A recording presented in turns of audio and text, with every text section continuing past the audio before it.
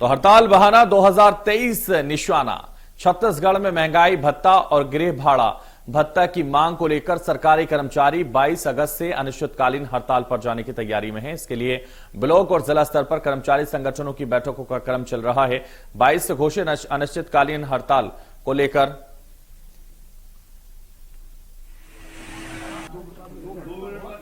सफल बनाने की सभी जिलों के लिए पर्यवेक्षक नियुक्त कर दिए गए हैं। कर्मचारी राज्य सरकार पर वचन भंग करने का आरोप भी लगा रहे हैं। तो वहीं बीजेपी भी कह रही है कि कांग्रेस ने अपने चुनावी घोषणा पत्र में सरकारी कर्मियों की क्रमोन्नति, पदोन्नति, 4 स्तरीय उच्चतम वेतनमान जैसे बड़े बड़े वादे किए थे, लेकिन अब उन वादों को पूरा करने के बजाय उसके ध्यान भटकाने के लिए डीए और एचआर के मुद्दे पर उलझाकर रखा हुआ है। वहीं कांग्रेस सरकार को कर्मचारी हितैषी बता रही है।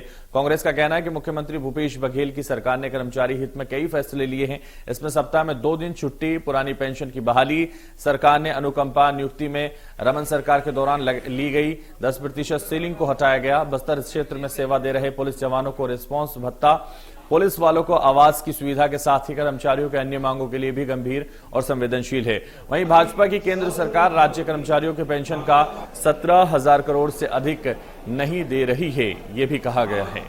तो हड़ताल बहाना 2023 पर सीधा निशाना। तो कांग्रेस का बीजेपी पर पलटवार और इसको लेकर उन्होंने 22 अगस्त से कर्मचारियों का अनिश्चितकालीन हड़ताल शुरू किया है। कांग्रेस की सरकार कर्मचारी हितैषी है, ये कांग्रेस तो लगातार कह रही है। महंगाई भत्ता, गृह भाड़ा भत्ता की मांग को लेकर हड़ताल पर हैं। कर्मचारियों का सरकार पर वचन भंग करने का आरोप भी लग रहा है। तो डीए और एचआर को लेकर भी सवाल उठ रहे हैं। कांग्रेस का बीजेपी पर पलटवार। तो हड़ताल बहाना 2023 है निशाना। 22 अगस्त से कर्मचारियों के अनिश्चितकालीन हड़ताल। कांग्रेस की सरकार कर्मचारी हितैषी है, कांग्रेस कह रही है, लेकिन महंगाई भत्ता, गृह भाड़ा भत्ता को लेकर हड़ताल हो रही है।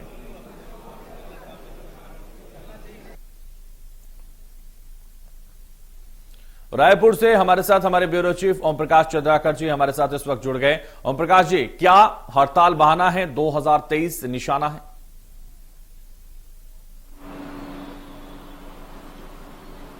जाहिर तौर पे हैदर, हड़ताल बहाना है और 2023 निशाना है। तो जिस तरह से कर्मचारी लगातार यहां आंदोलन कर रहे हैं, पिछले 2 महीने से लगातार वो आंदोलन में डटे हुए हैं, चरणबद्ध आंदोलन कर रहे हैं। तो इसी कड़ी में अब कर्मचारियों ने अपनी मांगे नहीं माने जाने की शर्तों पर वो अनिश्चितकालीन हड़ताल की चेतावनी सरकार को दी है। जाहिर तौर पे कर्मचारी एक बड़ा वोट बैंक होता है किसी भी राजनीतिक दल के लिए, तो लाजिमी है इसमें सियासत होना।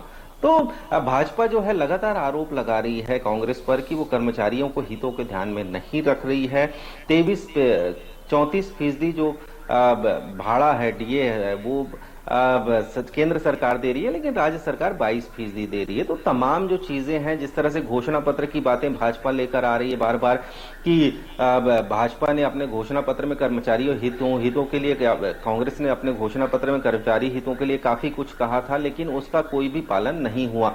तो आरोप प्रत्यारोप का दौर जारी है। भाजपा आरोप लगा रही है तो कांग्रेस अपनी दलीलें पेश कर रही है। जी, तो आरोप प्रत्यारोप का दौर जारी है, लेकिन चूंकि 2023 को लेकर अब सबकी निगाहें 2023 पर हैं, चाहे वर्तमान सरकार हो या विपक्ष हो।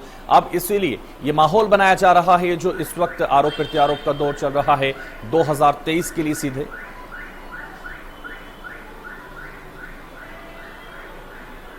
जी बिल्कुल, जिस तरह से कर्मचारी जो लगातार आंदोलन की बात कह रहे हैं, इसको निशाना पर लेते हुए ये भाजपा जो है केंद्र सरकार पर निशाना, राज्य सरकार पर निशाना साध रही है और कह रही है कि राज्य सरकार ने उनके वादों को पूरा नहीं किया है और कर्मचारियों को हितों को ख्याल में रखते हुए उन्हें राज्य सरकार को उनकी जो मांगे हैं कर्मचारियों की, उन्हें पूरी कर दी जाएगी।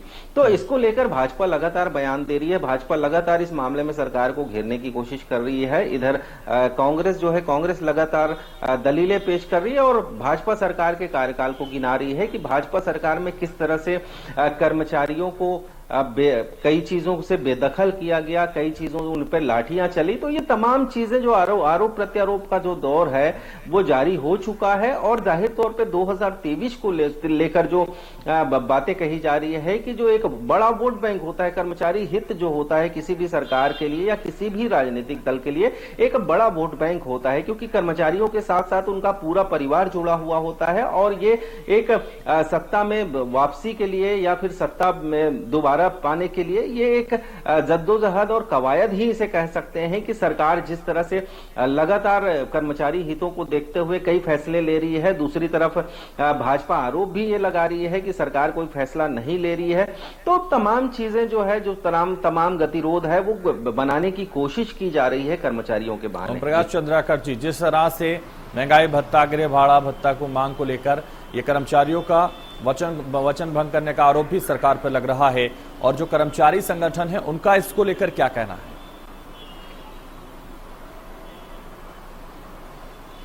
देखिए, कर्मचारी संगठन यही मांग कर रहे हैं कि केंद्र सरकार के बराबर उन्हें भत्ता दिया जाए, साथ ही डीए दिया जाए। इसके अलावा जो गृह भाड़ा जो है वो दिया जाए, साथ ही जो 7वें वेतनमान के अनुसार जो है उन्हें सुविधाएं दी जाए। तो कर्मचारी सिर्फ अपनी मांगों पर अड़िग हैं, लेकिन यहाँ सवाल ये उठता है कि आखिर इन कर्मचारियों के आंदोलन में भाजपा क्यों कूदी है?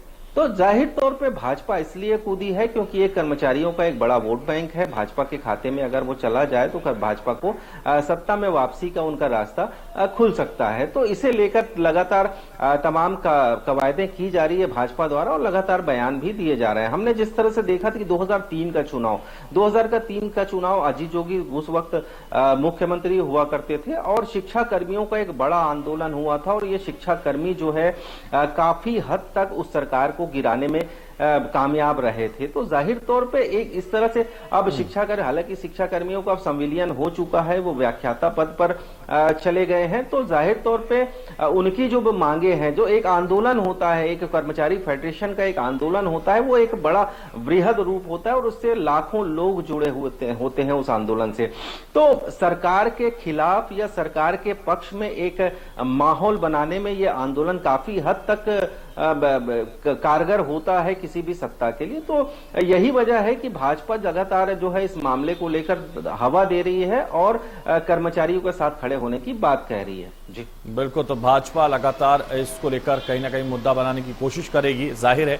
लेकिन इस पूरे कर्मचारियों के अनिश्चितकालीन हड़ताल पर कांग्रेस भी कहीं ना कहीं पूरी तरह से मुस्तैदी से नजर बनाए हुए है। चलिए, बहुत शुक्रिया ओम प्रकाश जी हमारे साथ जुड़ने के लिए, तमाम जानकारी हम तक पहुंचाने के लिए। तो मिशन मोड में छत्तीसगढ़ और बीजेपी में आमने सामने कांग्रेस और बीजेपी कर्मचारियों का सरकार को लेकर जो हड़ताल है, जो अनिश्चितकालीन हड़ताल है, उसको लेकर अब कहीं ना कहीं कांग्रेस और बीजेपी आमने सामने है और 2023 पर दोनों की निगाहें हैं। तो कांग्रेस की सरकार कर्मचारियों के हितैषी है, कांग्रेस का ये कहना है, लेकिन उधर भारतीय जनता पार्टी तमाम आरोप लगा रही है कि संगठनों के साथ या कर्मचारी संगठनों के साथ अन्याय हो रहा है। सावधान सावधान सावधान।